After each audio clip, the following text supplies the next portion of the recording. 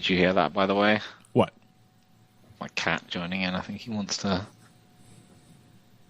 go out. It's been raining, cat. It's very wet out there. Send him out. Bastard. He asked for it. Send him out. See how give me one sec. Oh, you're going to do it. Wow.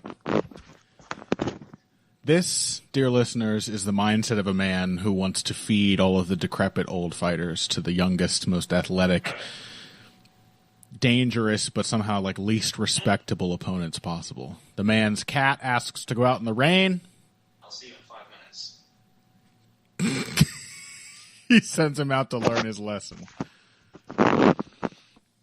All right, we ready? Yeah, I'm not convinced that he's going to last long out there. I was just telling the listeners that this is the glue factory mindset in the context of pet ownership. You know what? You asked for it, dumbass. Get out there. Exactly.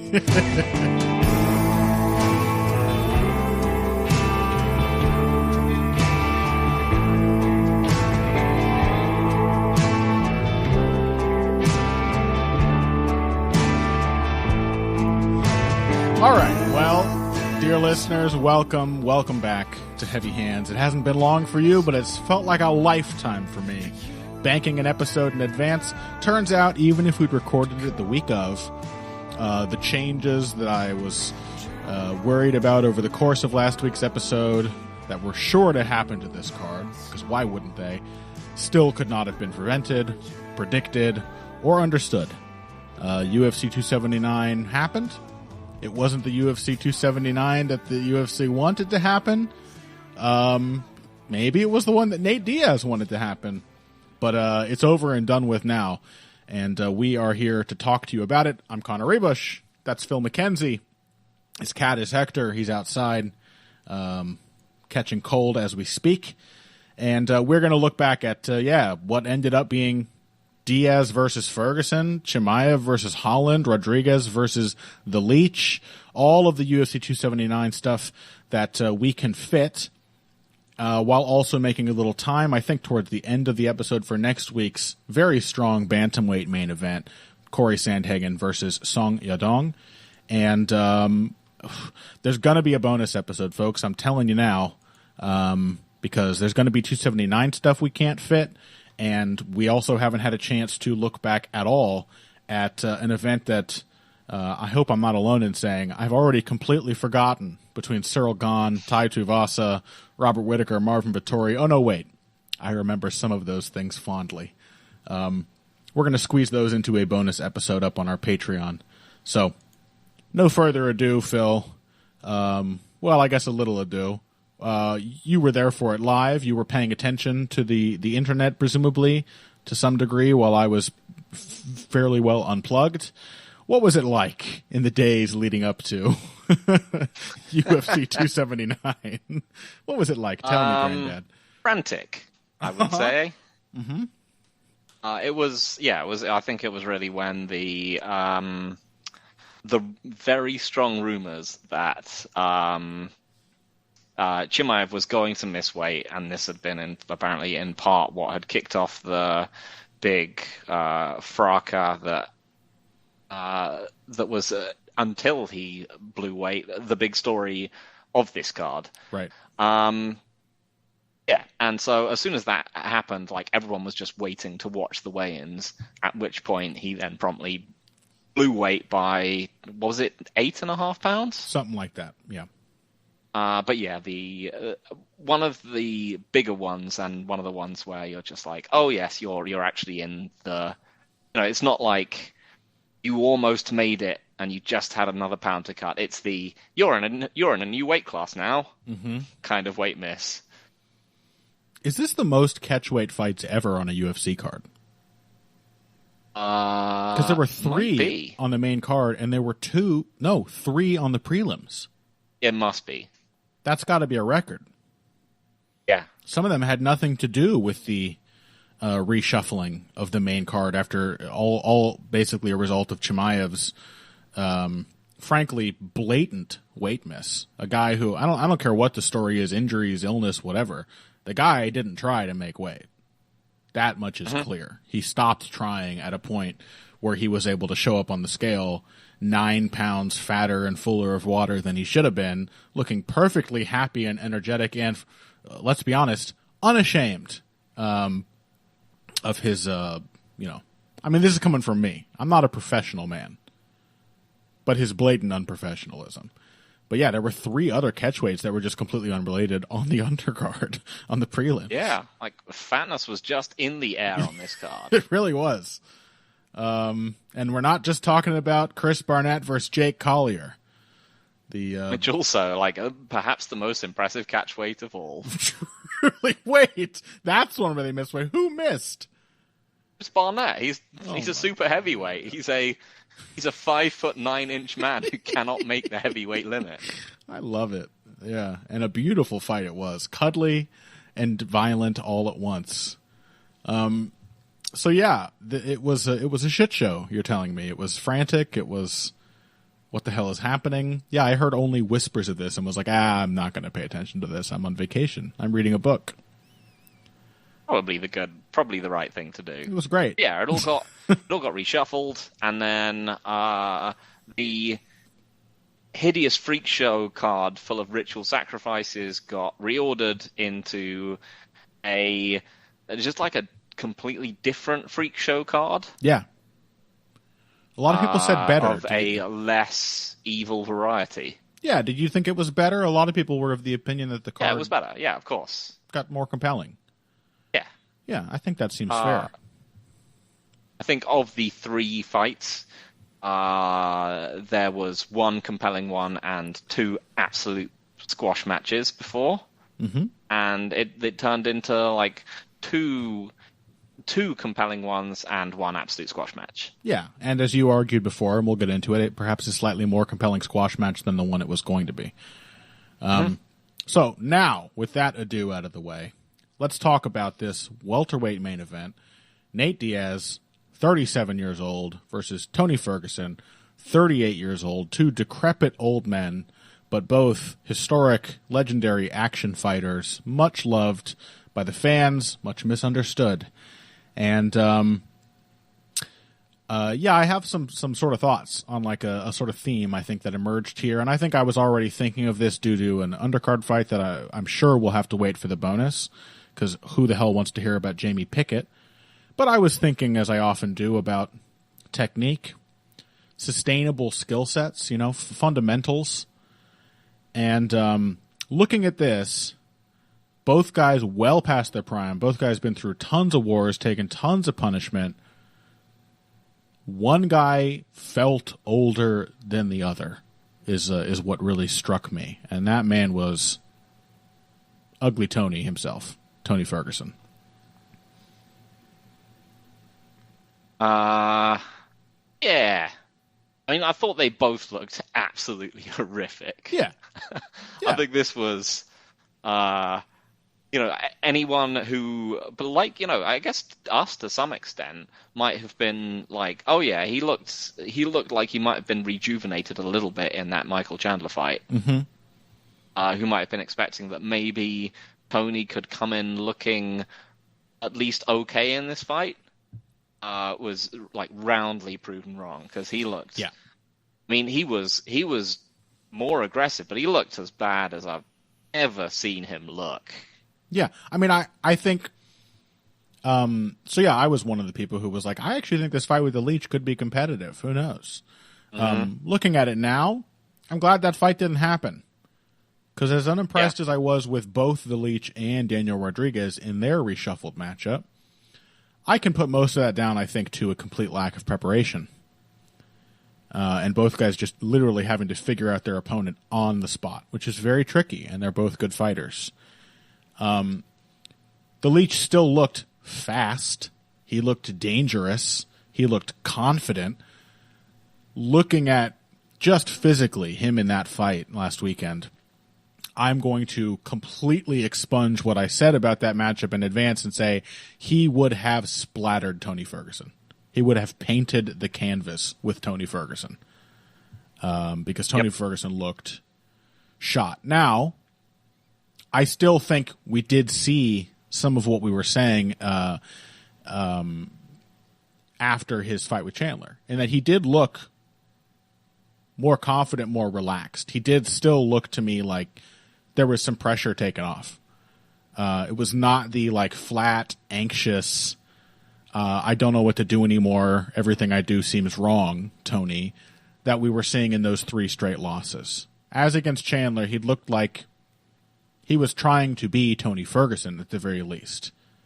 He was doing things. He was pulling the trigger. But what we found out, I think, is perhaps that Michael Chandler is just a guy who has always been somewhat susceptible to pressure and sometimes struggles with reach and does not really have a very deep game. And perhaps that accounts for a lot of the difficulty he had with Tony, who, of course, when he lands, can still be a very dangerous fighter. I've always said Ferguson is a surprisingly heavy-handed puncher. And that even a, sort of mentally rejuvenated Tony Ferguson, as we saw here very clearly, and as we did see ultimately in that Chandler fight, is still an old man with a young man's style. That was what this matchup screamed to me. We had 2 old men, one of whom had a style and a base skill set that continues to serve him into, fighting decrepitude. And one guy who has a style lacking all of those finer points of technique, all of them, utterly dependent on athleticism and physicality. And no matter how much success he may have had with the kinds of things that, frankly, have always worked against Nate Diaz, literally everything he did looked terrible. Mistakes everywhere, openings constantly, zero defense, like never in the right position to actually do something efficiently and effectively and safely. And despite the fact that Nate himself has not really looked good for like 5 years, you could still see. Also did not look good in this fight. No. At all. No. But you could still see, here's a guy who like still retains the ability to deal with adversity and come up with plans. And, he has a bedrock, a solid bedrock of technical understanding and feel to fall back on. And I think that is ultimately why he won, and despite looking bad, still came across looking much better to me than T-Ferg. Mm-hmm.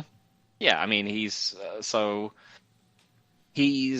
someone who, when Ferguson was pressing him, he was making concessions to defense, which weren't, running away and spinning. Yeah. And when he throws, he wouldn't overthrow and then suddenly spin and come back. And it's one of those things where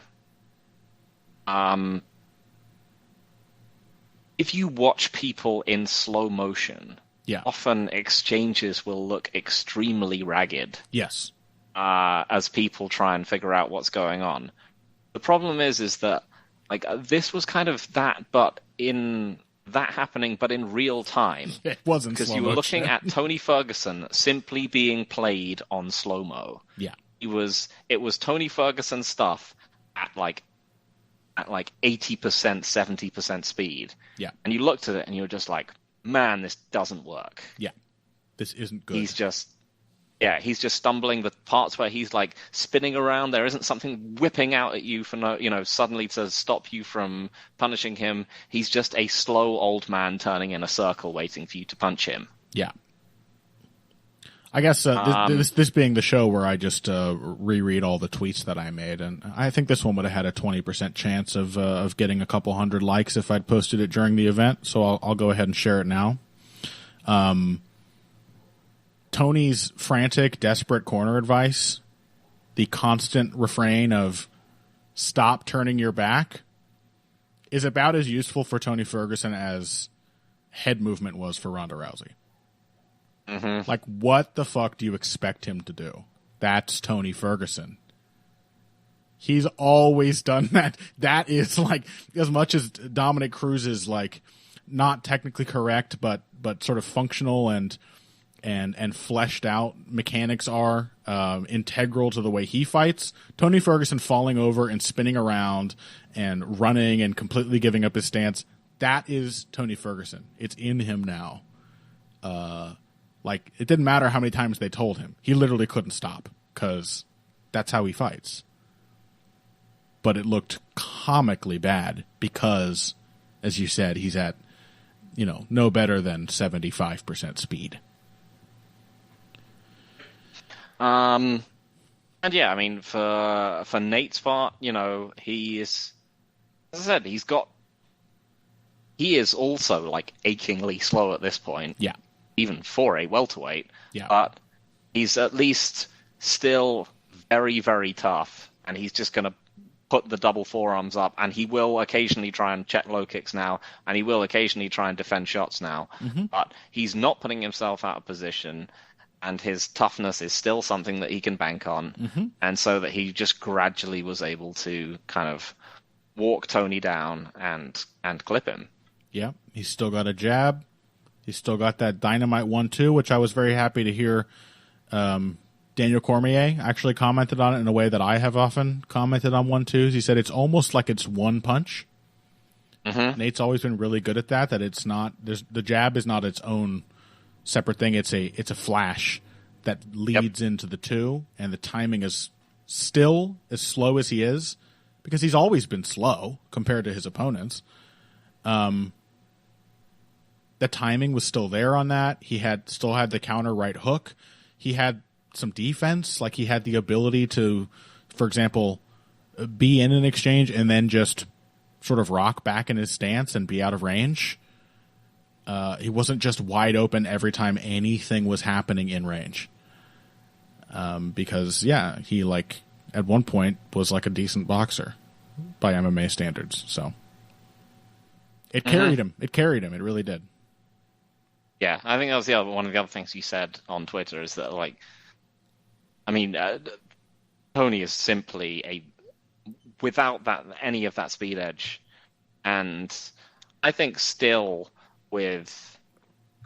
I think even now there's still a kind of fear of the pocket in him that didn't used to be there. Yeah, that's causing him to overswing in the way that we've talked about so many times before. Yeah. That is making Tony Ferguson worse. He's simply just a really bad boxer now. Yeah. And it was just the low kicks keeping him in this fight. It was the only that and the body shots. Yeah. Which was at least a piece of good advice from his corner that he was capable of following. Was he's putting up the double forearm guard, just step in and swing a hook at his body, and they landed well. And some body jabs, like, yeah. Even the low kicks weren't even landing well. Like, he's never been like a subtle kicker. Yeah. He's a booter. Exactly. Huge step in. Yeah, he's punting a football. But like 3/4 of his kicks were just shin to shin, and he was like, well, I guess I can do this and it hurts you more than it hurts me, or I'm willing to deal with the pain, or I mean it like visibly it didn't appear to, because he ended up just like with his foot and shin just coated in his own blood. Yeah. It happened in the first round. Like, one kick got checked and he just smashed into it. But without the speed, without the threat of other things to worry about, just lunging into these huge kicks, it didn't work. Even in the way that it always does against Nate, it still was like the brutest, ugliest style of out kicking someone you can imagine. Mm-hmm. Like, I've seen some Muay Thai guys, like Porn Sanai was one who would have opponents who would check, and he just didn't give a shit. He would just kick their checks and bang on the fact that he's kicked into checks 1,000,000 times and it doesn't bother him, and he has beaten people like that. But, there's like tactical toughness and there's tactical toughness. Tony didn't have anything else, so he just had to keep doing it. And literally, including the kicks, but at least they had an effect, everything he did was messy, was sloppy, was counterable. I mean, the moment when Nate, his leg was hurting and he was just like, I'm just going to throw a straight left when you kick, he sent Tony reeling into the fence. Like, there's no ability to hide it, and there's no defense contained within it. So if you just punch back, every time that happened, Tony got countered clean. And also is missing some of the toughness of his youth, because Nate's a sharp puncher, but he's not a power puncher, and I think he hurt Tony like half a dozen times in this fight. Rattled him constantly. Which also wasn't helped by the fact that half the shots Tony was taking were with his back turned. Yes. He literally couldn't see them coming, and everything was surprising him. Yeah. I mean, that being said, as I said, I also think Nate looked like pretty damn bad as well. Yeah. It's like he is very fortunate to be fighting this man. You know, by this point we've banged on about it a million times, but Nate isn't a particularly good cardio fighter by modern standards. He had to take multiple breaks in this fight. Mm-hmm. And yeah, by this point he is essentially just a moderately sized welterweight who is tremendously slow for even this weight class. Yep. And doesn't even have like a great gas tank anymore. Yeah. He was just incredibly fortunate that this was Tony Ferguson that he was fighting. Honestly. But I will say, he was like, as you said, he had the more functional style, and also the actual finishing sequence was really nice. Like, yes. That was one of the few moments where you were like, this is genuine, like, this is actual quality stuff. Yeah. This is, this is what you get from a crafty veteran. Because I was thinking about this, like, so many of these like legends fights have disappointed. So few of them have really delivered the hype. You know, when people have fought after their peaks. Yeah. And when you look back on it, some of those legend fights, they weren't even like that late in their careers, or that they weren't that old. Yeah. So we were looking at like Randy Couture and Big Nog, for example, like before this, and so I think I remember this from like a Capoza tweet, but I was really thought of as this kind of old man's fight between two legends who had super past it. Big Nog was 33. Yeah. He was 5 years younger than Tony Ferguson. Yeah. There was granted Chuck... he'd had 40 fights, but yeah, there was what was the other one? Chuck Liddell. Chuck versus Wanderlei. Mm-hmm. Like, how old was Chuck Liddell when he fought Wanderlei Silva? Like, I bet they weren't that. He's 52 now. It was back in 2007. It was 15 years ago. He was younger than they are now. Yeah. Like, these guys are... but, it's so rare for these fights to actually... for these fights that they put together, and like, wouldn't you love to see these two guys together? It would just be incredible, a war for the ages. It really rarely is. Like, the Wanderlei Silva Chuck one is one of the few that is. There was Edgar Faber, there was Diaz Silva. Mostly they just end up being weird. Mm-hmm. But this one was, I guess this one was at least, it was a slow, gassed out facsimile of what we would have got, which I think is one of the, I guess all you can hope for. And it had a really pretty finishing sequence where you were just like, yes, that is skill. That's Nate Diaz. Yeah, this was on the spectrum of legends fights. This was, Shogun Little Nog 3. Like, okay, these guys still actually match up and produce like something resembling the fights they had in their prime. Mm-hmm. I think that's a good comparison. Yeah, very cool finishing sequence. Nate's always had an amazing guillotine, and I love to see it. I mean, God knows that wouldn't have worked against Chimaev, which I'm guessing how quickly he threw it on. He must have spent time practicing it, but how quickly he gets it in, how quickly he adjusts his position, to keep Tony's head trapped, like even at this age, like it's a one-arm guillotine. Yeah. Yeah, and Tony was trapped by that one arm. I mean, he got in on the takedown. He took Nate down cleanly, but Nate only had one thing in mind. And as soon as he hit the ground, he's like up. His posture's up. He's on his butt. He's got to keep his armpit over Tony's head because Tony does try to pull out. and can't escape. And already that it's like in prayer choke position. That arm is completely around his neck. You get the flex. I mean, a little glimmer of classic Nate Diaz. It was nice. Yep. It was nice. But yeah, that's what I found myself thinking of here was even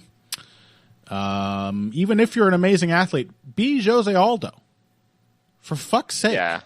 Be technical, because when all the other stuff goes away, you are going to have the most painful and humiliating and hope-crushing late career like Tony Ferguson is currently having if you do not have a foundation of solid technique. And maybe, there are a lot of guys who accept that, and they think, I can break the rules and no one's going to be able to deal with me. Everything's wild and creative and it'll work, but I would like to think that coaches would be making their fighters understand at the point where that kind of style like that Tony used to have, still has, unfortunately, at the point where that's developing in them, that you make it clear to them your career is going to be a flash.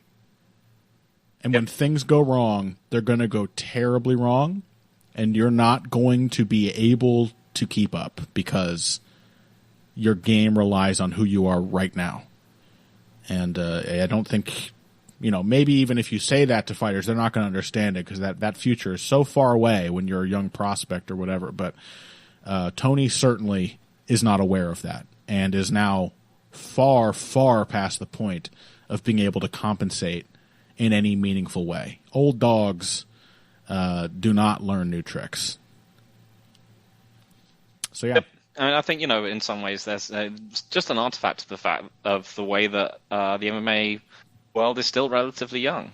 Guys like Cruz and Ferguson, I think, really have in their own coaches in major ways. And the fact that, the sport itself is still relatively young. And especially, as a whole, the individual disciplines aren't, that people can just be like, oh yeah, I'm going to stitch it together in my own unique way. I've got incredible confidence that this is going to work, and that the reasons why people try to teach technique are they're there for a reason. They are valid. Like, they're there to save energy. They're there because they are the shortest distance between 2 points. And because they are the way that you use the least effort. And you can surprise people by taking the road less traveled. But in the end, there's a reason why everyone takes the best fighters tend to take the other one. Yeah, absolutely. Yeah, Andre Ward wasn't lying when he said that the Diaz bros would come into the boxing gyms and were valid sparring partners for boxers' camps. Like, they were taught to box. Are they as good as pro boxers? No. Are they athletically deficient, and does that still matter? No matter how solid your technique is, yeah. But they were taught how to box, and that shit counts. So, yeah, I guess the point to close out on is Max Kellerman used to have this discussion, probably is out there, like all of us who talk about sports or whatever, you just keep rehashing shit. He used to talk about, the concept of greatness versus goodness. And that, greatness is defined by sort of the impression you leave, the heights you reach. And from that perspective, Tony Ferguson was, at his peak, undeniably a greater fighter than Nate Diaz ever was. Yep. But it takes a fight like this, and in that way, I'm still kind of glad we got it, to show that in the ways that bring longevity, in the kinds of things that never fail you once you learn them, once you set them into your muscle memory, Nate Diaz has, just the same, always been kind of a better fighter than Tony Ferguson, a gooder fighter. I think we saw that, and from that perspective, I was able to enjoy this, and I am glad we got this instead of Diaz versus Chimaev.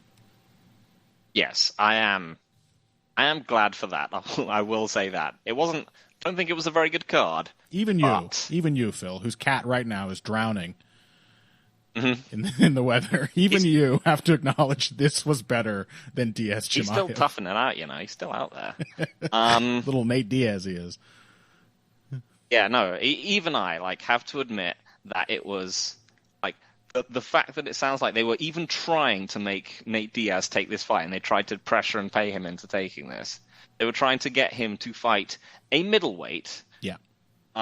Who was already going to crush him. Who was already going to absolutely obliterate him. One of the worst style matchups of his entire career. Yeah. Against someone who has... Let's be honest. Nate Diaz is not and never has been even a good welterweight. No. Who's the best welterweight that Nate Diaz has beaten? Conor McGregor. Is it Marcus Davis? Is it? It's Conor McGregor. I mean, exactly. His best win at that weight class is over someone whose best wins were pretty much at featherweight. Yeah. It's pretty much Marcus Davis or who else did he fight around that time that was an okay win? I don't know. He got flung around by Dong Hyun Kim.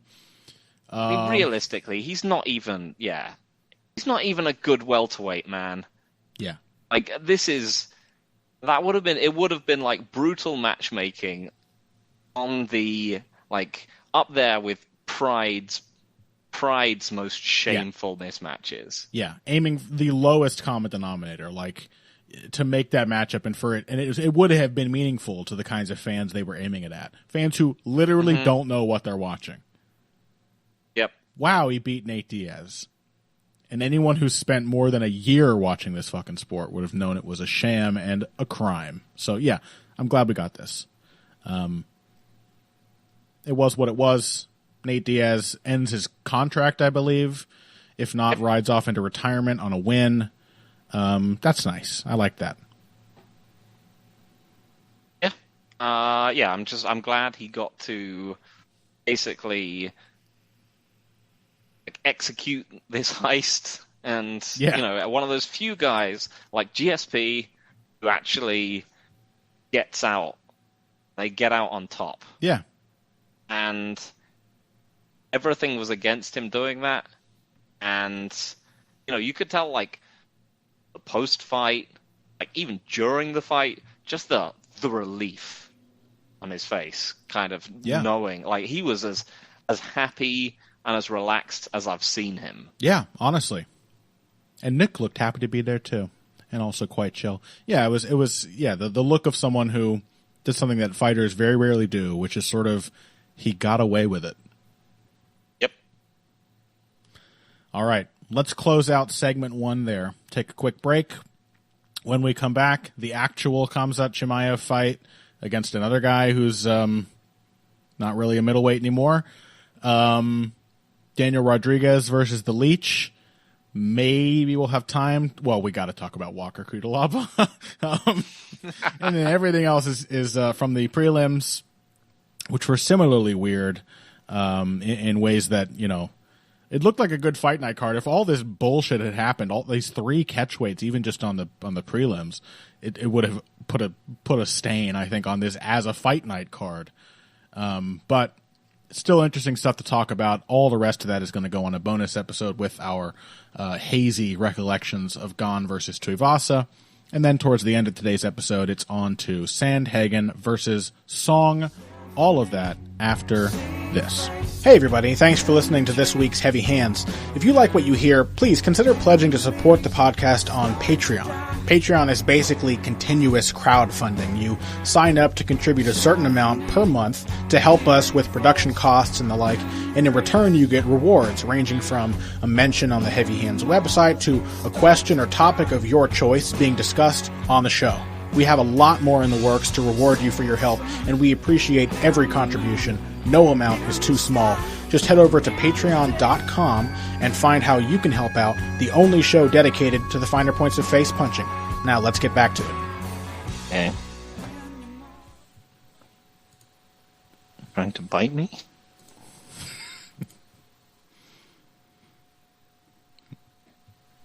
He's deciding whether he wants to stay on my lap or not. He has reason to resent you, of course. You sent him out into the rain. he did that of his own. It's not how he sees it. Mm. Welcome back to Heavy Hands. After much thoughtful repose between segments, we are ready at last, with peace in our hearts, to discuss the slipshod co-main event that was Khamzat Chimaev versus Kevin Holland. Holland back up in the realm of the middleweights, fighting at 180. Fine, whatever. I said before, Phil, like, really no more competitive or interesting than the originally scheduled main event would have been. You gave me, I think, some reasonable pushback, which was essentially that at least Holland has the athleticism to make a few scrambles happen before succumbing. And I think you're right. But it was... This is what would have happened anyway. So... Yeah, I do remember after the end of the fight, I'm like, who does that to Kevin Holland? And you're just like, oh, wait. a few people. Yeah. A few people do that to Kevin Holland. It's not Not the most unprecedented thing in the world. It's not an incredibly long list, but you sure as hell aren't the first. Yeah, I mean, they've mostly, to be fair, he is a cool, weird striker, they mostly know what side their promotional bread is buttered on and have matched him up with other cool, weird strikers, but not the most unwrestlable man ever. Yeah. That being said, he's not been the easiest guy to finish when he's on the floor. True. So, like, yeah, getting him out of there, and I think chasing him through all the scrambles, it was cool. It was awesome, I think, But that's the thing, is that Chimaev has a very high bar set for himself at this point. Yep. Which is essentially that he is a title contender in waiting, or at least he was before this fight. Mm-hmm. Now, like, Chimaev, what divisions do you want to go for a belt in? He was like, both. It's like, yeah. Well, you can't do it at once. Fighting at 180. Yeah, it wasn't. This isn't the way. A great event for PR management. Yeah, they're like, would you like to say anything about how you missed the weights? He was like, I don't care about that. I take the belts. I kill everybody. It's like, okay. All right. How? Physically, how are you going to do that? Yeah. I mean, we'll do all we can to push you, obviously, as this event shows, but you literally can't compete for the belt at 170 if you can't make 170. Mm-hmm. Yeah, so it really felt like... this was one where, as we said before, this fight was booked under the understanding that Chimaev already had a title shot locked up. Yeah. This is he's going to fight for the belt next. Let's give him a showcase where he could wipe out an aging legend, and then he can actually fight for the belt, and you'll tune in and buy it, and that's worth enough to the UFC that they'll sacrifice Nate Diaz to him. But it didn't even do that. Yeah. Because now, how can he have a title shot locked up? Yeah. If they book him to fight for the 170-pound belt, they are stupid. Yeah. There's only one, if they really want him to fight for the welterweight belt, they have to book him against a welterweight again. You can't have another pay-per-view fall apart like this. Mm-hmm. I mean, luckily this pay-per-view was a stupid load of dog shit anyway. And so they were able to reassemble it into just kind of better, but still kind of shitty fights. Mm-hmm. But they can't do that again. No. Either you have him fight another 170 fight, and you make sure that it's not. It can't be the main event. It probably can't even be the co-main event. Or you just force him to move up to 185, which I think is what they probably have to do, and what I would do, because I just like, there's none of this stuff where it was like Costa, who looked like he was having a mental breakdown, or whether it was people like Rafael Alves who had food poisoning. There doesn't even seem to be any actual reason other than he couldn't keep cutting weight and it was fucking him up. Yeah, honestly. I mean, yeah, there were some extremely fuzzy rumors, I guess, about something, injury, illness, whatever. But as we said before, it was very clear on the scale that, like, he hit a wall and just stopped cutting weight. And it was... I mean, that's apparently what happened. Andreas... Is it Andreas Michael? Yes. His coach, he just said he was having spasms, and I told him to stop. Great. Wish somebody had told anyone else, I guess, but I wish somebody had told anyone else before the fucking day before the event. Yeah, that's the other thing about, like, for example, Costa missing weight by a massive amount is that everyone knew well in advance. Yeah, at least you had a few days. Yeah. Which was more fun, too, because it was a mad couple of days. This is, like, incredibly unfair to the opponents. That you know that, well enough in advance to stop cutting weight and look perfectly comfortable and healthy on the scale. Yep.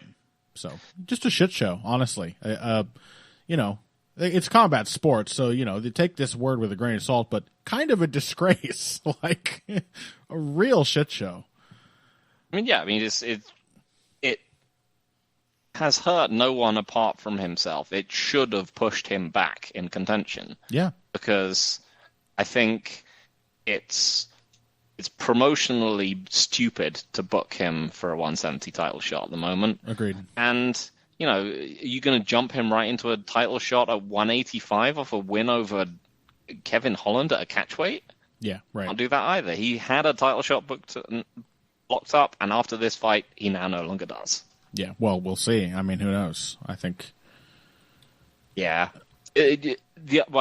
Another thing that we know about the UFC is that, Dana White specifically, but also the UFC in general, yes, is that they like getting their own way. If they have decided on something, they will try and make it happen. Yeah, but we also know that you can be a horrible enemy to yourself if you make the mistake of inconveniencing and annoying people like Dana White and other people in the UFC brass. And presumably this was a very annoying week for them. Yeah. So that also, I mean, it could be a thing where they're like, no, fuck you. You embarrassed us. You ruined what we had lined up. It was an absolute gimme, and somehow you shit the bed. So it might. I don't think it's impossible that he doesn't get that title shot anymore and is forced to move to 185. I'm not going to bank on it happening because clearly they have their plans, and like you said, they like to stick to them. But got to imagine Dana was not happy. And that counts for something in this weird little autocracy that the UFC kind of is sometimes. So, and the man has a show where he sits in the emperor's chair and gives a thumbs up or thumbs down. Like that, he likes to have his way in multiple senses of the word. So, what to say about the fight? I mean, I guess some people thought there was some controversy about like a glove touch. Chimaev didn't fake a glove touch. They touched gloves before the fight. He came out super aggressive. Kevin Holland. No, I mean, this looked like the start to the Meerschaert fight from him. He comes out and he just holds his left hand high because he's gauging distance. Yeah, and he does a little feint and shoots, and that's just normal. And it's Kevin's own fucking fault if he thought there was going to be like a moment of flapping around and touching gloves, which he kind of seemed like he did, but you can't blame Chimaev for that. Plenty of other things to blame him for here. Beautiful shot. As always, incredible ability to stay glued to the opponent and continue pressing different angles of attack. And we did get to see some nice examples of how impressively he can do that against a lithe, quick, scrambly opponent, which I guess was kind of cool, despite all the circumstances. Kevin, flipped out of side control and, inverted and rolled 3 occasions, fucking Granby roll cartwheeled out of the first takedown. Couldn't get out of the double under body lock. Chimaev stayed incredibly tight to him. Outside trip turned into a back take, turned into just a sort of I'm not even sure what the name for it is, body lock, drive through the knee kind of takedown. And then just a series of front headlock chokes, anaconda to Darce and back again. And slowly tightening. And that was that. Impressive, but we knew that.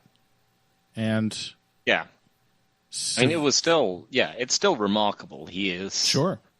I mean, he is so fast for a 185er. Yeah, and the way he if floated that's where he ends up.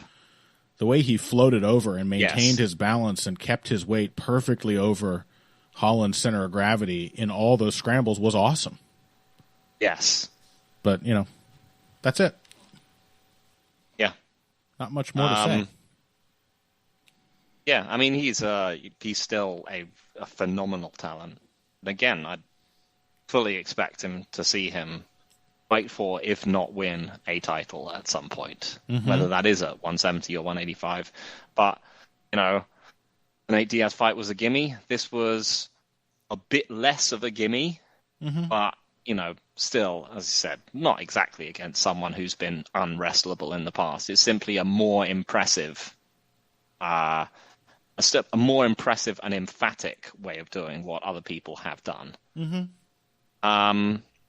So yeah, it's really just kind of a step back for him. All right.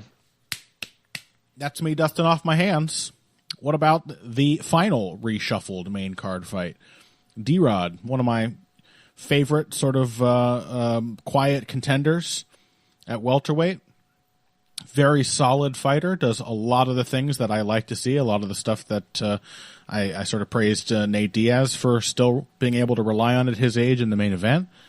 Again, just solid. Good jab, good footwork, good defense, adaptability because of these things. Took on Li Jingliang, the Leech.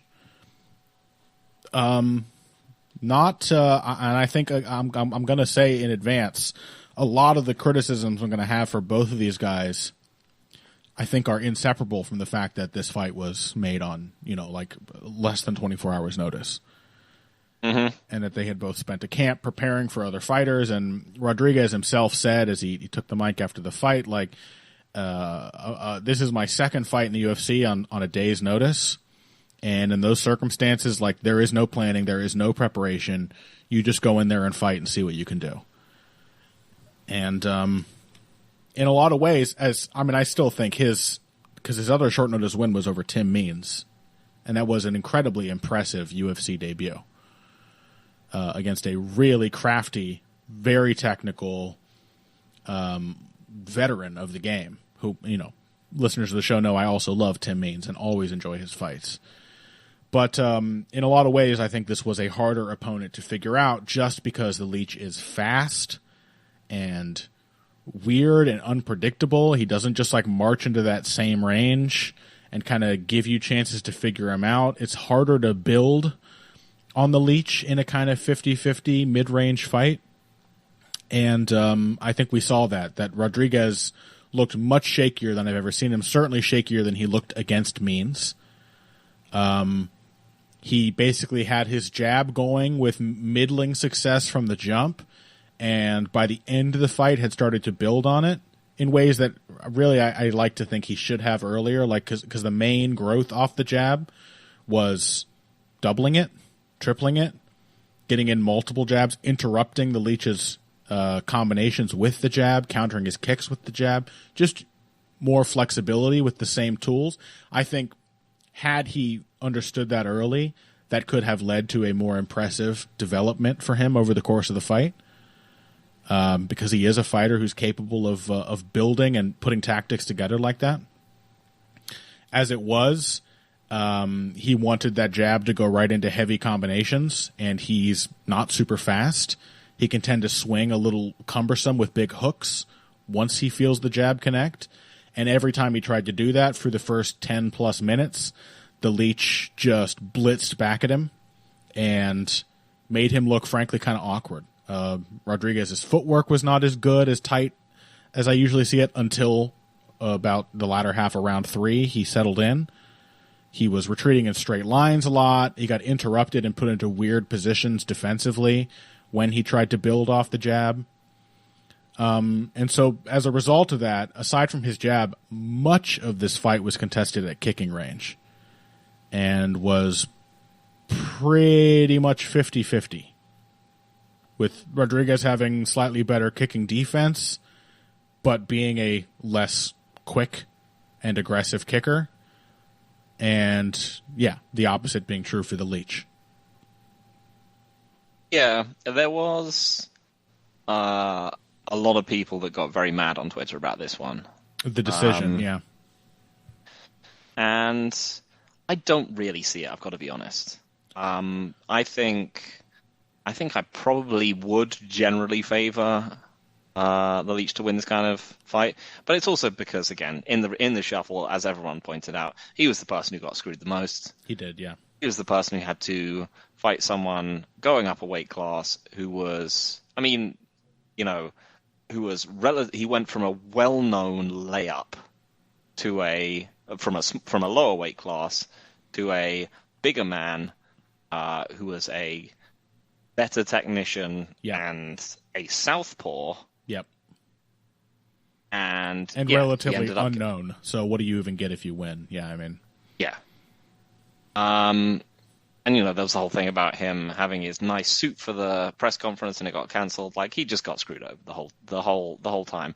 But as far as the fight went, I mean, it was ugly and close enough that I didn't really find myself totally caring that much. No, I did give the first round to the Leech on my viewing. Yes, I think I did as well. But I was like, I don't know whether this is, there wasn't a lot to base it on. No, there wasn't. I mean, it really was the actually all right version of the main event in some ways, in that it was the quote unquote, for at least Tony Ferguson, more athletic kicker against the sort of slow-footed but craftier southpaw boxer. Yeah. And in both fights, eventually, the slow-footed dude just kind of figured out his opponent. Yeah.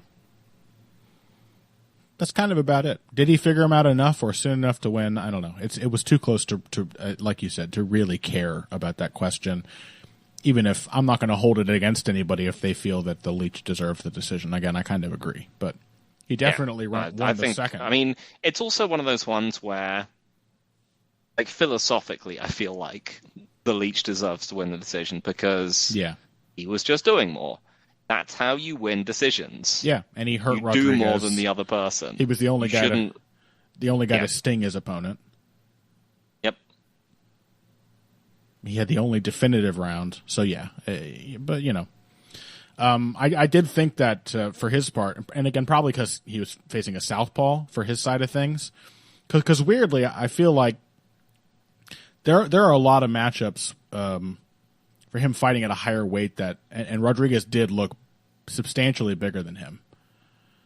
There are a lot of those matchups that I think would be tougher for the Leech.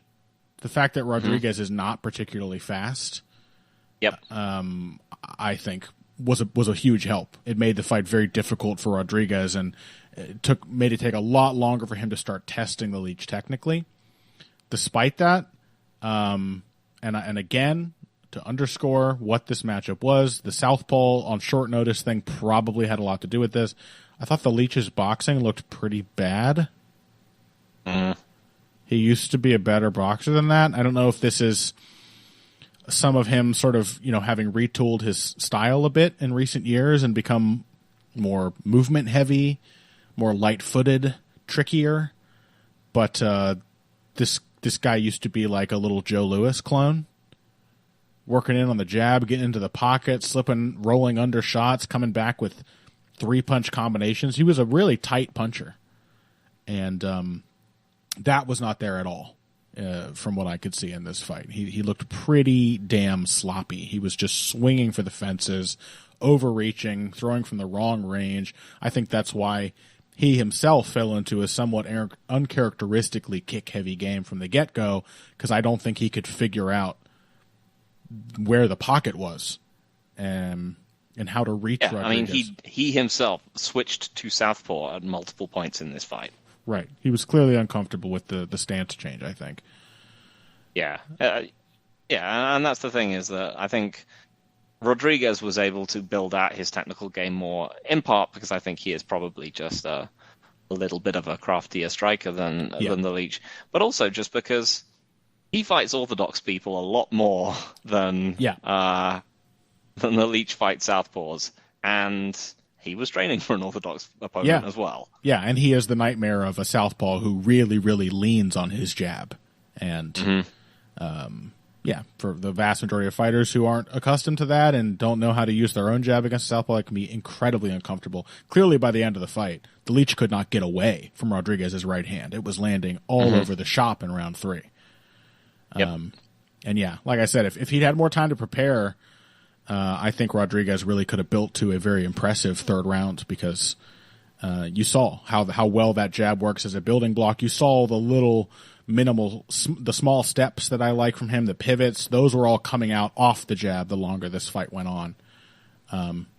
But yeah, it was just a weird matchup for both guys that unfortunately didn't allow either guy to shine, which is a shame because I really like both these fighters. They certainly deserve better than that.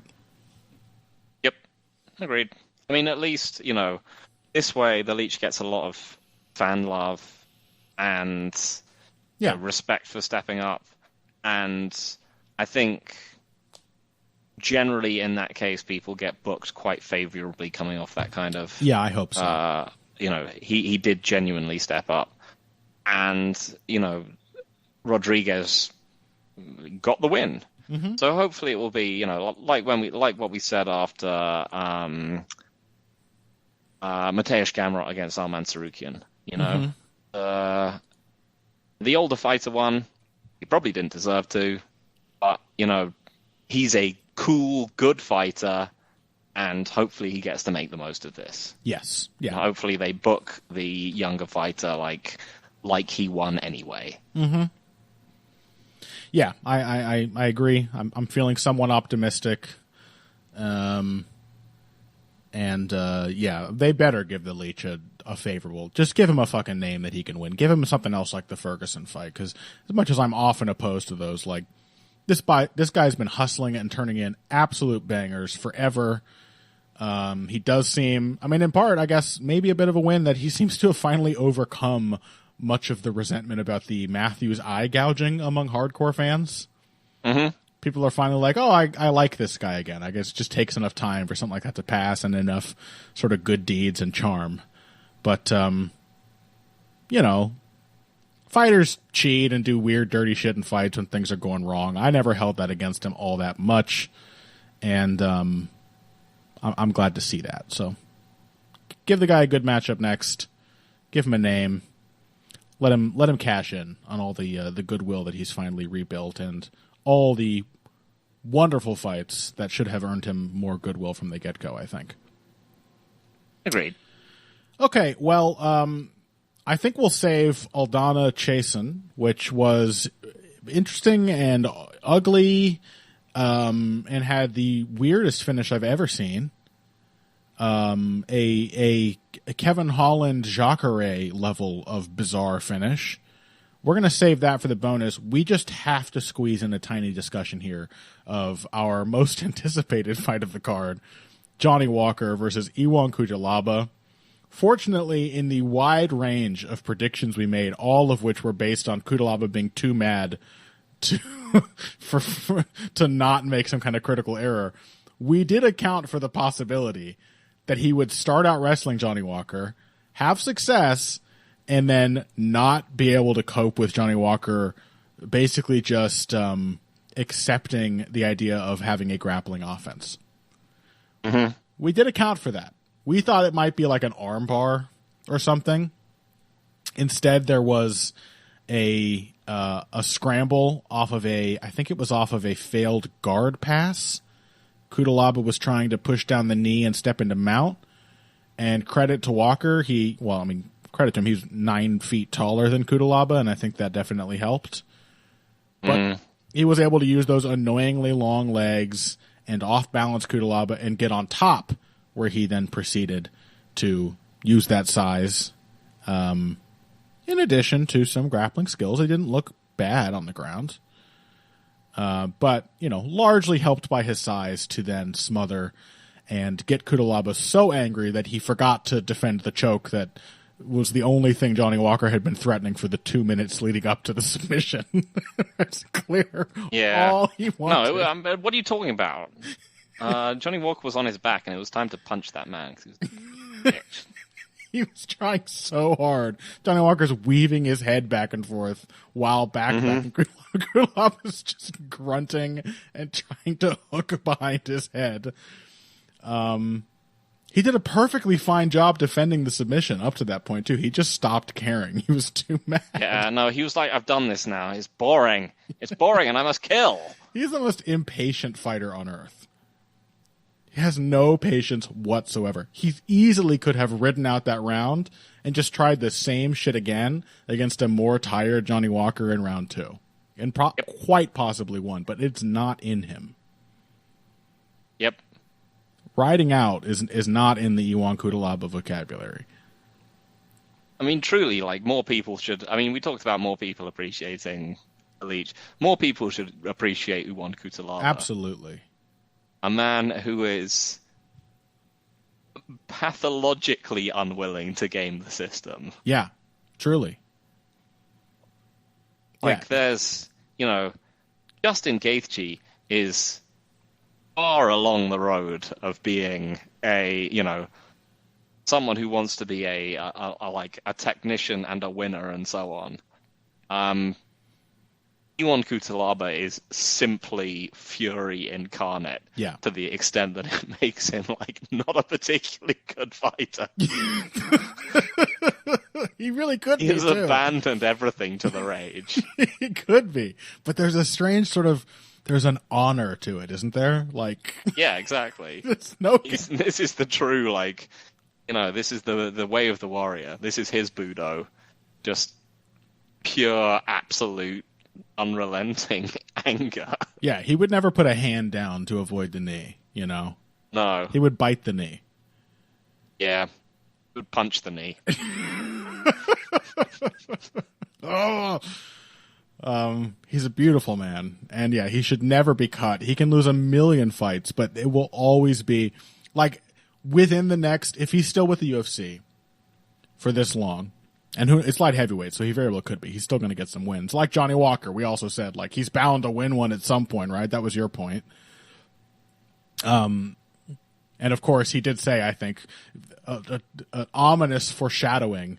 I'm getting better, he said after this fight. I mean, but he isn't. That's... Exactly. So he's not going to change. His style's going to stay what it is, but he's still going to win some because it's light heavyweight, and he's huge. I love the way that we've been able to enjoy Johnny Walker's career progression. Yeah. Because, he really started off when he was getting these insane meme finishes, and you'd get people saying, what do you think of this guy? Is he the person to challenge John Jones, who it was then at the time? And he's just no, he's not good. And then we've kind of passed through his idea of his career where he was getting where he was losing fights to Krylov and so on, and we're now we're back on the upswing. And you're yeah, is this the time for Johnny Walker to come back to the top? And it's no, he's still not good. He's still pretty much just this was just another Johnny Walker fight where he didn't look good at all, and then got a meme finish due to being, as you said, 9 feet tall and 300 pounds. Yeah. And quite athletic with it. Yeah. And apparently got kicked out of the arena with John Kavanaugh and his team for doing the worm. Yeah. That is... what? Yeah. What is going on there? Well, because, I guess, once again, an example of the tyrannical brain of Dana White. He was so pissed at Johnny Walker after he broke his shoulder, which is a hilarious thing to happen to this day. He dislocated his shoulder doing the worm, that he had a severe talk with him afterwards, never ever do that celebration again. And apparently he crossed a line because he did it. Did you see how cautious his worm was? It was a very cautious worm. He made sure he was in full contact with the floor before he started worming. Yeah. In a way that made there was no chance of it. The last time, he just threw himself at the ground. Yeah. In a way that made it kind of awkward. It was like watching a drunk guy who has to focus on how walking works. Mm-hmm. You're not supposed to think about these things. It's supposed to come naturally. And yeah, he was clearly thinking it through as he did it. It was a very cautious worm. But it doesn't matter. It really is kind of a... It really is a kind of metaphor for Johnny Walker as a whole, isn't it? It's like, this man used to do really dumb stuff and destroy himself. Yeah. Now he does dumb stuff, and it's... Yeah. You can see he's trying, but it ain't really much better. He's fallen to the point of overthinking the worm. Yep. That should be the name of the biography they write about Johnny Walker's life. Overthinking the worm. The Johnny Walker story. That is actually a pretty good title. Thank you. It's got some poetry to it. Is there anything else to say? Oh. No? Oh, right. I was making a point. I'm predicting now, if he's still with the UFC, let's say in the next 3 years, Cutelaba will absolutely lose a fight by DQ due to illegal grounded knee. You know he's that kind of fighter. That's as likely to happen as him, just like missing on a takedown and getting instantly submitted, or like there's going to be a clash of heads that causes a horrible cut and a no contest. Do not cut this man. We are going to get every possible non-traditional win, loss, DQ, no contest, draw possible from this guy's career as long as he's around. So that's all I wanted to say. I'm predicting DQ by illegal strike, 12-6 elbow, something like that, because he's not thinking it through. He just wants blood. Also, I said it last time. I say it again. They both lost their fights. It's the perfect time. Marvin Vettori, Ion Cutelaba, let's go. Do it. Yeah. Like, it can main event a fight card. I don't care. It can main event a pay-per-view. Yeah. Like, as long as you have enough, it'll be better than this pay-per-view's main event. Yeah. Catchweights aren't passe anymore, obviously. Just do it. Yeah. Vettori's fought at 205 before. Cutelaba isn't big for the weight class. And yeah, you just have like a pre-fight sizzle reel of them just being tricked. Yeah. Like, just children and street magicians and just people just tricking them and then just getting getting furiously angry, but the people who have tricked them are behind bulletproof glass. I was going to say, you don't want to have one of the other possible Cutelaba results where it's like event canceled day before because he murdered David Blaine. Like, you want to... the bulletproof glass is a good idea. Both guys come into the event with both hands broken from just punching the glass. Yes, that would be the ultimate way in which that would happen. Do it. Yeah, perhaps have them do street magic, but it's like a hologram. Just go charging for it and blunder into the far wall. If you have to get them to the cage, laser pointer. They don't even have to know no contracts necessary. They don't have to sign for it. Just get them both to chase a flashlight beam into the octagon and let's go. It's just furiously punching at where it was just a second ago. They blunder in from the two different cage doors. They sort of smell each other's animal musk, nostrils flaring, and they just go like two fucking wild bulls. Absolutely, make that fight. No, they're probably going to give him like who's the guy with the thick thighs? Devin Clark. It's gonna be some other meaningless light heavyweight fight like that. Surely he's already fought him. I don't think so. Maybe though. Is he just fought all the other people who are varying? Oh, he has. Just a bit he beat Devin Clark. Okay. Wow. Okay, yeah, I'm not going to say that that's due to my knowledge or anything. I think I was just like, he's fought someone like this. Yeah. Okay, well, that's enough of that. I'm glad we got to touch on it. Let's take one more break. When we come back, Cory Sandhagen, Song Yadong, after this. Financial support is fantastic, but there are other, even easier ways to support Heavy Hands. Perhaps the best is by spreading the word. We know our fan base. You're all cool, popular people with serious social media presences. You're tastemakers and trendsetters. Okay, there are one or two of you that don't fit that description. You know who you are, but no matter what, you can always help us out by telling folks about the show.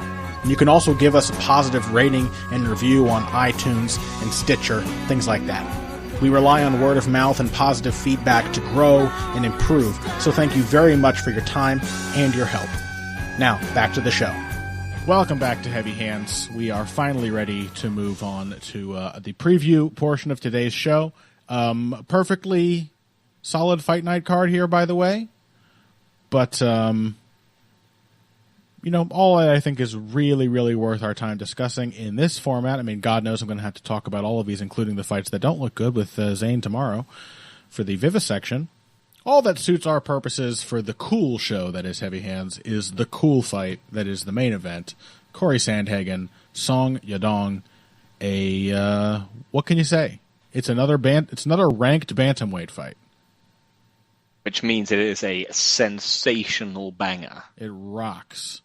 It of the sort that would be, the most anticipated fight you could possibly get of, the UFC 8 years ago. Well, in fact, these fights just sort of wouldn't exist back then. It is.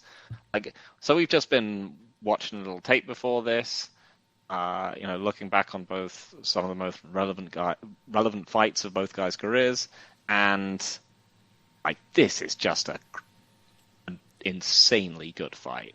High level are the words that apply. Yeah. They did not get fights like this a decade ago. This division is just unbelievable. And these two guys are, two of the best in an incredibly stacked division. And a, not altogether easy style matchup to figure out. Because these are, frankly, two incredibly complete fighters, especially strikers.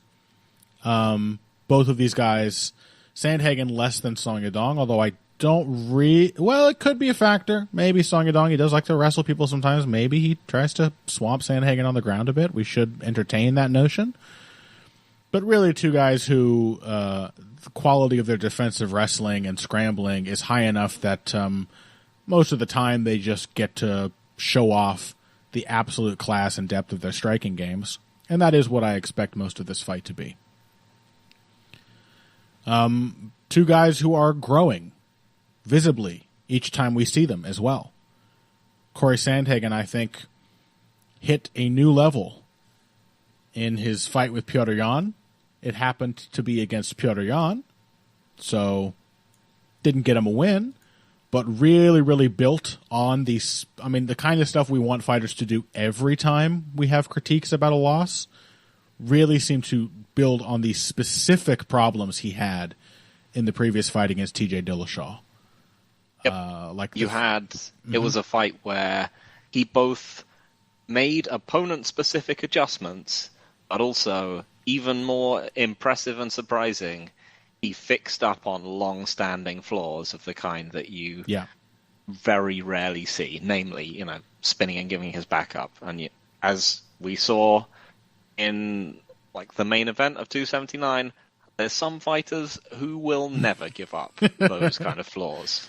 Yeah, he retooled his game. And in ways that, even though we've only seen it in one fight, and God knows it's MMA, anything could happen, but look sustainable, because under great duress and under the terror that is the midpoint of a 5-round fight when Petr Yan figures out how to kill you,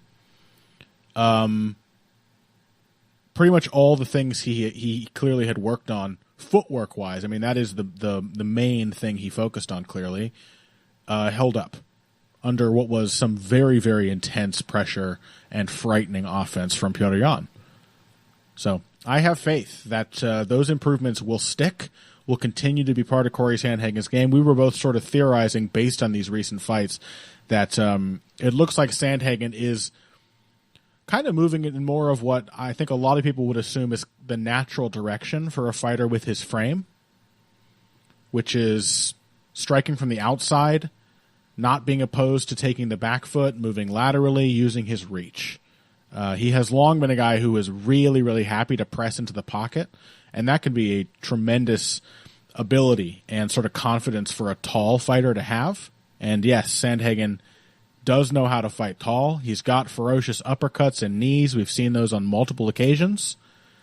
But it does seem that he's also leaning into the length side of his frame. and making that more of a barrier to opponents who need to get into the pocket to mess him up. And that stands to be a really interesting, kind of the crux, I think, actually, of this fight.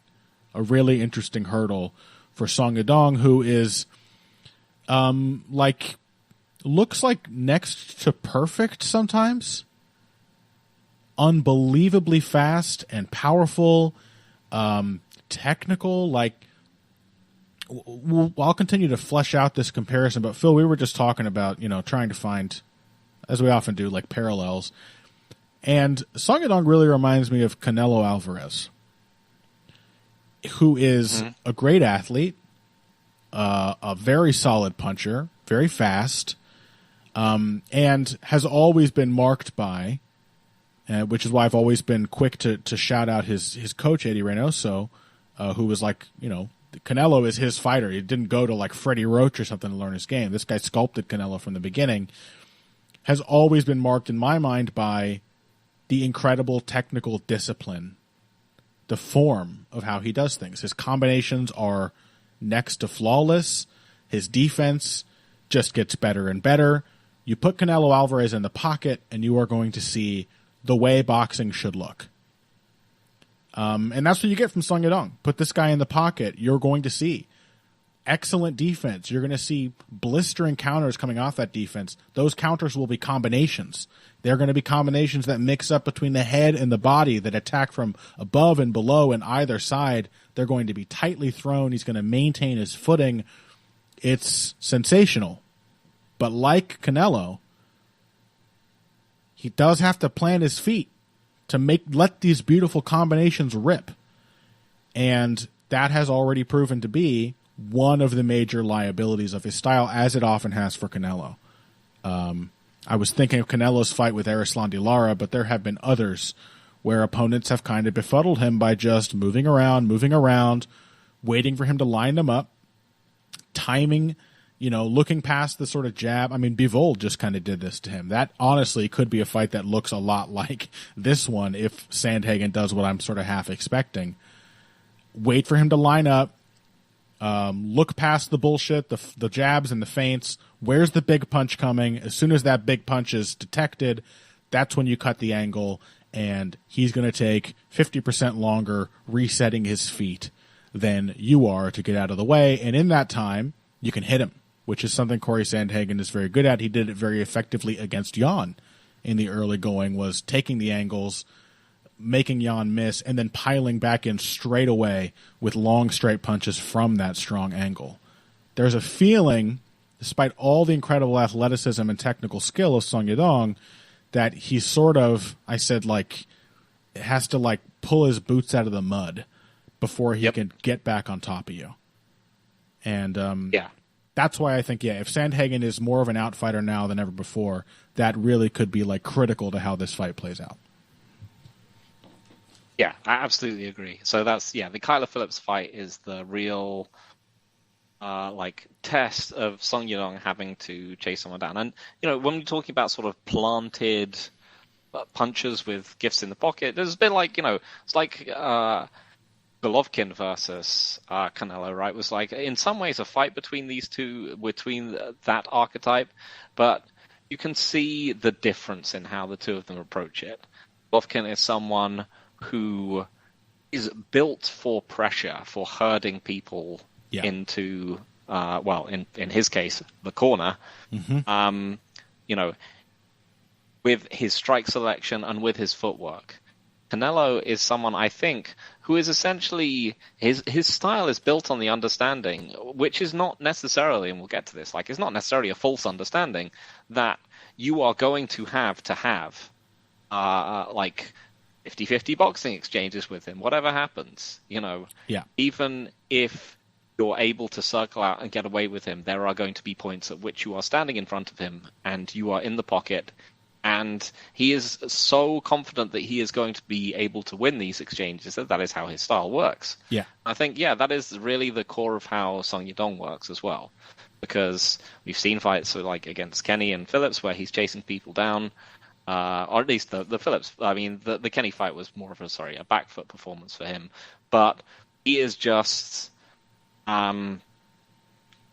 he's just fighting in the understanding that those moments he doesn't have to have the pocket on his own terms, right? Because he has the confidence that he is so potent there, so gifted, that he can just win anyway. Yeah. And the thing is with him, which makes this such a tricky fight to call, is that he might be right. Right. We saw that in his fight with Julio Arce, like where there were plenty of those moments where Arce was able to time the big punch and reset and essentially, like, while being 4 feet away, do the boxer's equivalent of taking Song Yadong's back.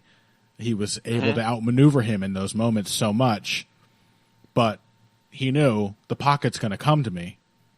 And yeah, I think like Canelo, these guys are boxer punchers. Like, they are not pressure fighters. And the thing with pressure fighting that like a guy like Golovkin understands, a guy like Petr Yan understands, certainly, a much more natural pressure fighter, is that you have to make compromises to position. You're not going to be perfectly lined up with your opponent. You're going to have to open yourself. You're going to have to step across to cut that guy off.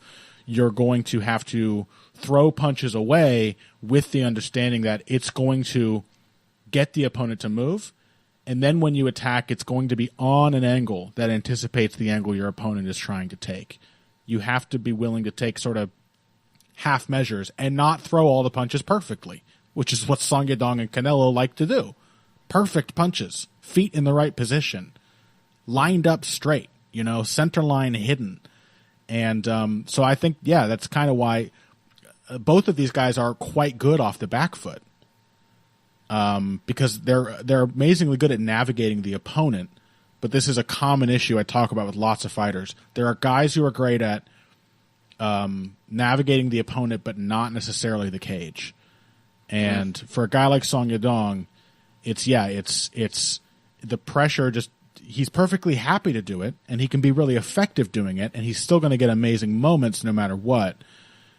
But maintaining the pressure at all times and at all costs, even if it means sacrificing form and clean connections, that is not a thing I think that he has yet to grasp. And I say yet because, as we have to always keep in mind, he's 24 years old, for fuck's sake. Yes, and as I said, like, visibly better from fight to fight. I think he will continue to basically be like, he will basically continue to be Song Yadong.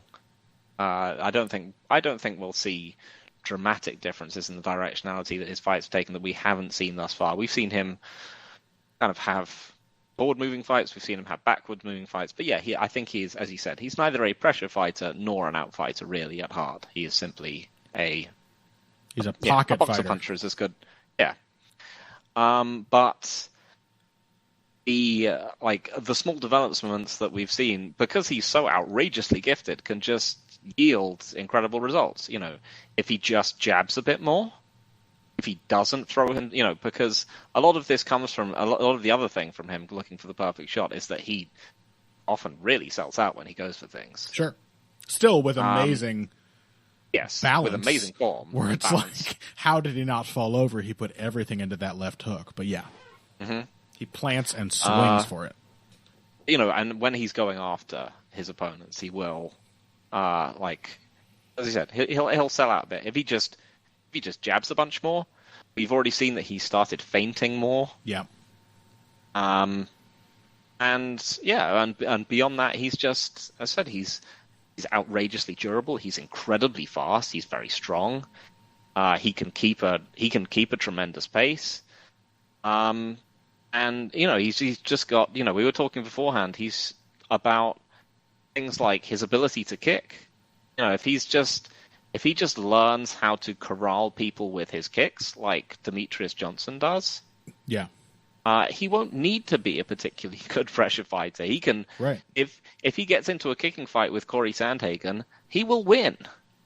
Yeah, what he needs are, rather than retooling everything, are better ways of creating those pocket exchanges on his terms. Better ways of keeping the initiative. So more feints, like you said, which I think we've seen in his most recent fights, to get some clue as to where the opponent is headed before he sells out on these beautiful but completely full-powered punches. Or draws the opponent into the pocket where he can show that nice defense to offense sort of flow that he has. More jabs, more cage cutting. I mean, even with the kicks, first of all, the high kicks he threw against Julio Arce were disgustingly fast. He is like he throws kicks like Barboza.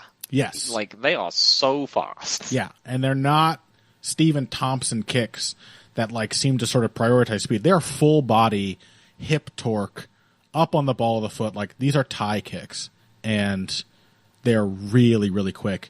But even in a fight like that, they're all high kicks. I still don't know that he quite understands, again, the bigger strategic picture of how to get the opponent to fight your fight, and how not every strike needs to be the killer. Certain strikes need to exist to get them in position for the killer shot. That is, I think, just a sign of immaturity. And yes, I don't think his style needs to be radically transformed. He needs like better filler. He needs better, just little connection points, better understanding of initiative. But even as he is right now, we've already seen he's going to keep getting incredibly impressive wins. And everyone's going to have to meet him in the pockets at some point. You just can't avoid it. Like, you got to step in and strike if you want to beat him. And he's a tremendously good counterpuncher. I think, if anything, if nothing has changed, if he isn't really well tailored to deal with an evasive Cory Sandhagen, which we both sort of expect, still an avenue into this fight might be kick counters. Seems to be when Sandhagen's offense is kind of at its most lackadaisical. Not that he's a bad kicker, but he's a very willing one. And you will see him get kind of lazy with like push kicks. With high kicks, he just kind of lets these things lazily drift back. There's still traces of that problem of Sandhagen's, which is, I don't want to say watching his work necessarily, but kind of just assuming he's at a safe range or he's gotten his good angle. And Petr Yan still managed to surprise him in those moments where Sandhagen would initiate, roll under the counter, step off to the side, and kind of be like feeling like hot shit, while Petr Yan is just, I mean, the major turning point, not all the little adjustments that led up to it, because it happened early, late in round 2, and then throughout round 3, the process was still ongoing. But the first big moment that Petr Yan got was like an insane 3 spins in a row, like overthrowing. Sandhagen gets an angle, and he just keeps twirling around and hits him with a back fist that drops Sandhagen. Yep. So, but you get these moments, especially when Sandhagen puts a kick out there. Song Yadong has proven on multiple occasions he's really good at catching and countering kicks with lightning speed.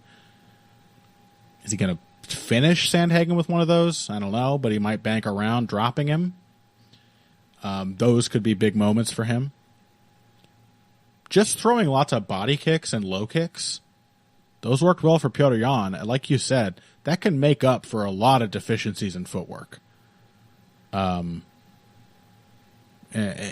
these are strikes where, yeah, you can still get that wonderful little endorphin rush of getting to plant your feet and uncork. But with something the opponent just can't move through.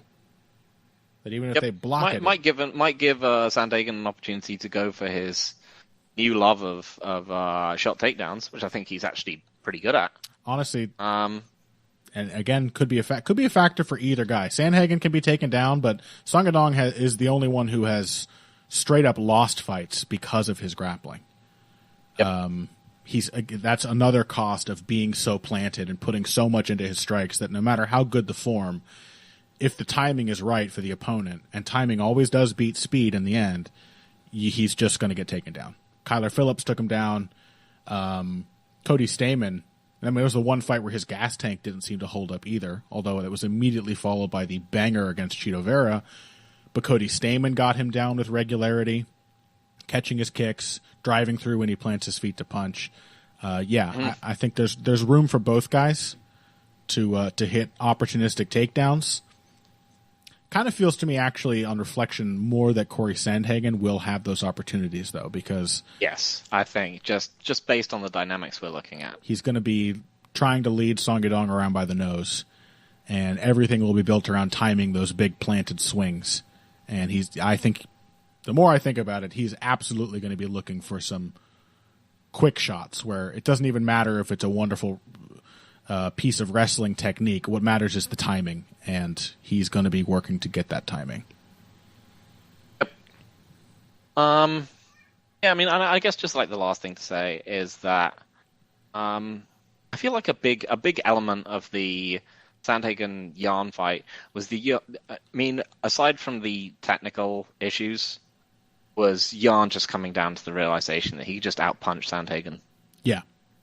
That Sandhagen was trying to prod and push Yarn out of position with his jab, and try and do that to set up a trying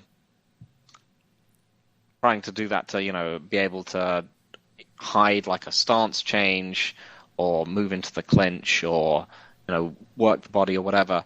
And Yarn was just like, when he starts doing this, I'm just going to hit him really hard. Right. Because I know that he can't outpunch me, and he just couldn't. Yeah. And there is a... Well, go on. And there is a reasonable... And there is like a chance that Sandhagen simply just cannot outpunch. He just simply cannot outpunch Song Yadong. I mean, Chito Vera couldn't outpunch Song Yadong. Mm-hmm. If he finds a way to replicate the pocket for himself, to keep Sandhagen there, as crafty and dangerous as Sandhagen is, again, it's one of those areas where I would expect Song Yadong just to win. Yeah, I think there's a little shade to that because there's like a point in that Sandhagen Yan fight where Yan just like decides to stop jabbing. He's like, he just walks in with his guard up, waits for Sandhagen to throw, and like you said, he just trades with him. As always, with our hopefully humbled Pyotr Yan nut swingers out there, all right? I'm oversimplifying, okay? Let's make that clear. When I say Pyotr Yan is just swinging, this is the way I talk about all fighters, because that's essentially what happens. He does it well, all right? So don't get too worked up. He swings like an angel who was trained by the ghosts of Joe Louis and Sugar Ray Robinson. Sugar Ray Robinson, by the way, who never overswung or overcommitted on anything, because when you're a good fighter, you don't have any mistakes. But essentially, he was like, let's just trade. And I say that with the understanding that he's still seeing shots coming and getting under them and blocking them and countering and putting together nice combinations. But he is just, let's stand toe-to-toe and swing with each other. And I don't know, because we said this after that fight, I don't know that it's like factually, objectively true that Cory Sandhagen couldn't punch with Yan. But Pyotr Yan thought so, and he convinced Cory Sandhagen that was the case. Because we said it probably would have yielded some results. Maybe it would have resulted in a violent finish, a loss. But it probably would have yielded some results for Sandhagen to just crash into him. And, like, he did have some success with just, like, forearm shivers. Just, like, step in, elbow. Boom. You're crashing into me. Eat this. Like, the guy's chin is still there. You can still hit him. And Cory Sandhagen is himself an incredibly tough and durable fighter. Most of the times he got, I think, did he only get knocked down the once?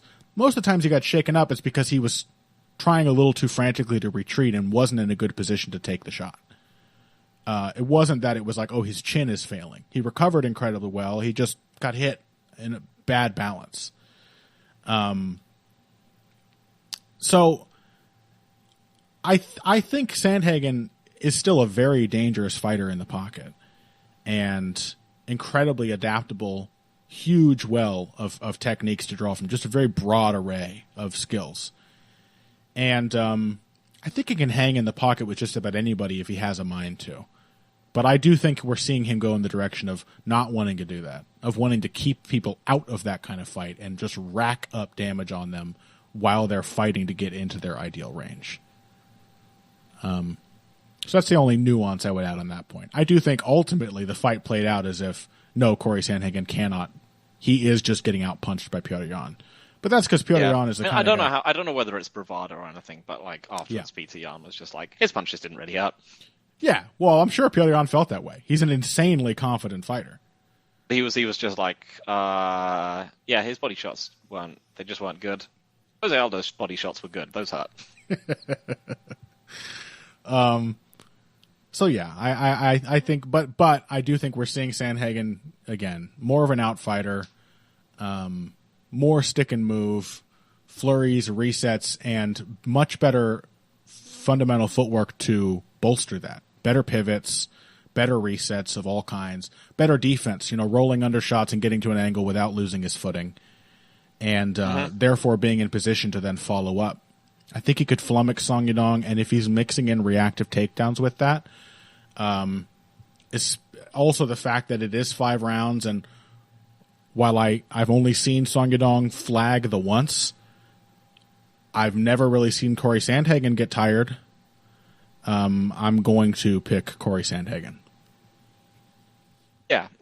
So this is the thing: is that before the Yan fight, we said Sandhagen should not try and be an outfighter against Yan like he was against Dillashaw. Yeah. This is not the right way to approach this fight. I think it probably is the right way to approach Song Yadong. Yeah. I think his development lines up with the way this match, I think, ideally plays out for Sandhagen. Yeah. That being said, I think this is a fight that Song Yadong wins someday. I think just due to his physical advantages, potency, due to his obviously due to his relative youth. 3 years from now, what's 33-year-old Cory Sandhagen going to look like compared to 29-year-old Song Yadong?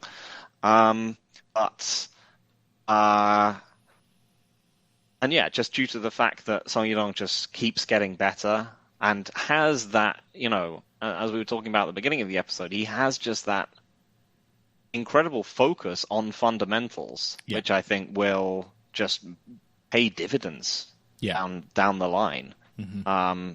And as his career develops, I think he will just get better and better. Mm-hmm. But I think this is one of those fights where it's just a little bit wrong for him at the moment. Mm-hmm. And he has to show more of a leap between these fights than he has between his recent ones. Mm-hmm. Even though his leaps in those fights have been, his improvements have been genuinely impressive.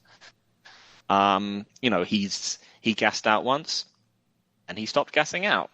He had a fight where he got sort of outgamed and had to chase someone around the cage. He came out and immediately did that to his next opponent. Mm-hmm. This is a remarkably talented young man. Again, I do think that over 5, it will be tough for him to chase down Cory Sandhagen.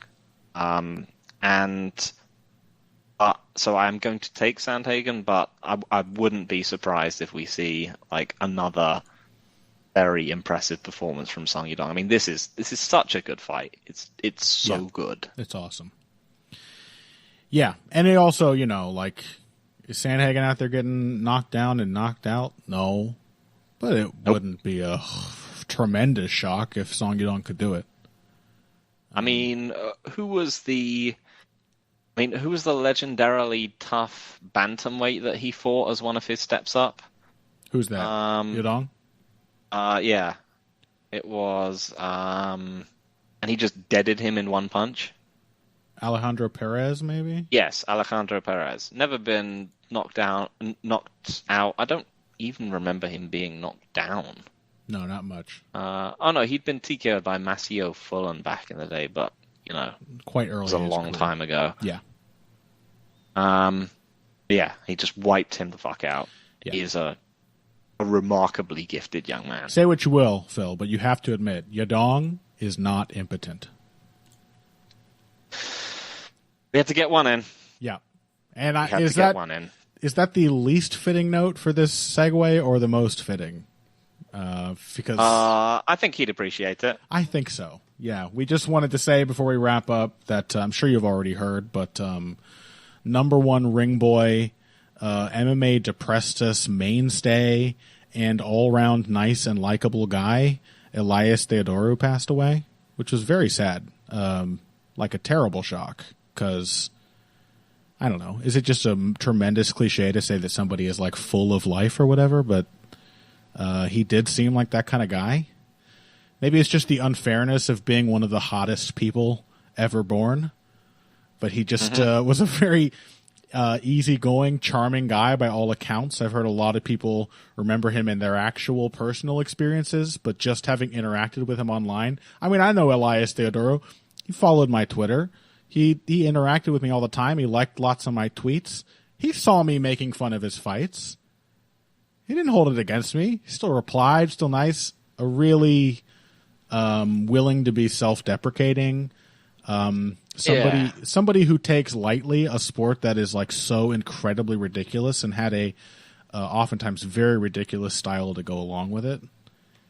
I think that was really what was making me think about how just how incredibly sad this was, and for the sport as a whole, right? Is that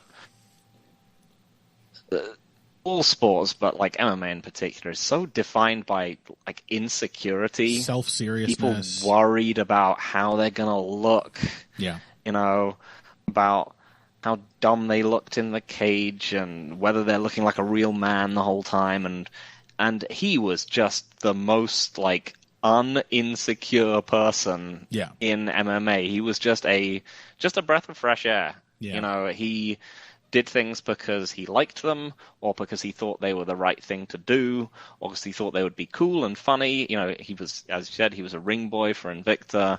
He was one of the first people to like go for like marijuana exemptions. He was willing to talk about the, he was one of the first people apparently to talk about how like restrictive and awful some of the like contracts in some of the modern contracts in the UFC were. Because he didn't have this sense of shame and this sense of worry about what was going on. He just had as you said, he had his own goofy fighting style, which he just committed to like 140%. It's MMA is poorer without him. He was just a bright light in a sport where and just a very like uncomplicatedly an uncomplicated man in a sport where people just seem to be like twisted up a lot. Earnest, sincere, funny. Willing to laugh at himself is such a rare trait in MMA fighters. It really is. And he was just, I don't know. It fucking sucks that like a guy who I think kind of understood on a certain level the joke of life had to go so young. I of course like immediately thought of Josh Saman, who was another like just rare good guy in this sport of awful self-serious villains. And it's just a shame that these two like handsome, charming, polite, friendly, good-humored guys get taken from us. So completely unironically, for whatever it's worth, rest in peace to Elias Theodorou. He was, I will definitely miss him and his fights. Absolutely. And it's just, and both of them, both of those guys, they would have gone on to do, great things, because MMA wasn't everything to them either. Right. They weren't bound up into it. You knew they would be okay, whatever they went into. Yeah. And that's another reason why it's such a tragedy, because they were so, as you said, like, just built for the wider world and not just for MMA. Yeah, absolutely. Almost a shame that two of the guys were in this sport. They probably could have done really wonderful things, but I think they both did it because they loved it. So It is what it is. We were lucky to have both of them. For sure. All right, well, I won't cheapen it too much by doing a bunch of plugs and stuff. You know where to find us on Twitter. I'll just remind you that there's going to be a bonus episode on our Patreon. And, rest in peace to Elias. And thank you all so much for listening. I'm not even going to do the catchphrase. Fuck it. We'll see you next week for more stupid fights. Bye.